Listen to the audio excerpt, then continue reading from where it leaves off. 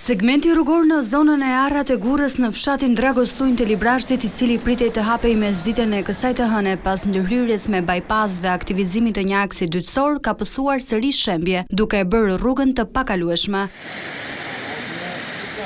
Segmenti dytësor i hapur për kalim provizor ka pësuar fundosje dhe rrëshqitje toke, duke dëmtuar punimet e kryera. Ajo që ne shpresuam që ishte një plan rrëshqitje deri në 6 metra, rezultoi që nuk është i tillë.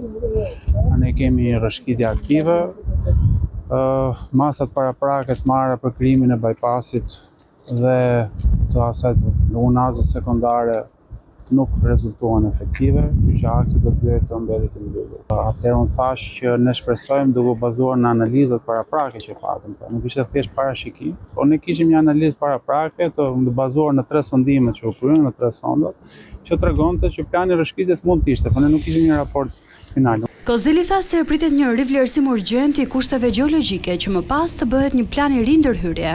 Ne po diskutojmë që do të bëjmë një rrugë alternative, pra po shikojmë të 2 alternativa, qoftë ajo ekzistuese e Spatharës, që është edhe përdorur deri diku nga mjetet me autoveturat.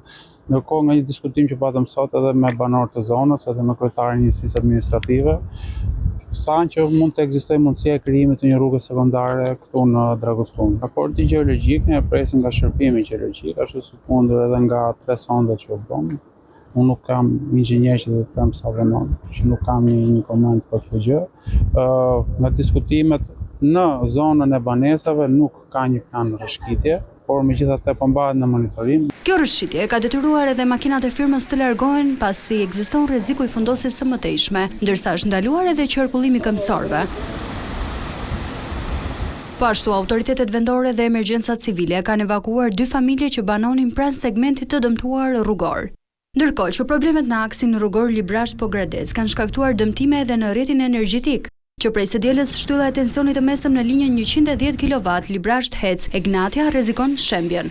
Si pasojë, pa energji elektrike mbeten disa zona në Librazhd. Për këtë arsye, në terren do të dislokohen forcat e ushtrisë dhe efektiv të forcave të ndërhyrjes së shpejtë me qëllim garantimin e perimetrit të sigurisë dhe parandalimin e çdo rreziku për jetën e qytetarëve. Ndërkohë që edhe këtë të hënë, drejtuesit e mjeteve kanë qenë të detyruar të përdorin aksin Maliq-Llozhan-Moglic-Gramsh për të udhëtuar drejt kryeqytetit. Në dalje të Maliqit, policia nuk lejoi qarkullimin e mjeteve të tonazhit të rënd të autobusëve, pasi infrastruktura nuk është e përshtatshme për këtë kategori mjetësh. Policia lejoi përdorimin e këtij aksi vetëm për furgonet e transportit të udhëtarëve. Jo të paktën janë drejtuesit e mjeteve që zgjedhin itinerarin Korçër-Sek-Leskovik përmet Këlcyr-Tepelen për të udhëtuar drejt kryeqytetit dhe Anasjelltas drejt juglindjes së vendit. Një alternativë tjetër është edhe kalimi nga Qafthana përmes rrugës drejt Dibrës së Madhe, më pas në Peshkopi dhe vijimi në rrugën e Arbrit drejt Tiranës.